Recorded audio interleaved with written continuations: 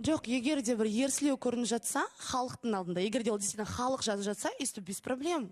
Кешірім сұраймын халықтың алдында, егер де біз ерсі бір нәрсе істесек, бірақ біз ерсі еш нәрсе істеп жатқан жоқпыз. Диана ханым, мен тоқ етерін айта салайыншы, кешірім сұраймыз, шынымен да. Қажет емес. Кешірім сұрағанның не пайдасы бар? Бәрібір сіздер өз позицияларыңызда тұрсыздар ғой. Менің жүргізуші ретінде Айдана сізге бұл жасаған ескертуімді сіз неге соншалықты өзіңіздің жекеңізге қабылдап жатқаныңызды мен түсінбей отырмын. Жоқ, Диана ханым, мен сізге айтпаңыз, Диана ханым, ой, тастамаңыз халыққа. Не үшін Айдана? Диана ханым, бұл сіздің тікелей сізге бәлкім айтылып жатқан жоқ шығар. Мен просто жаңа айттым, кішкене асыра сілтеп айтпай ақ қойыңызшы дедім.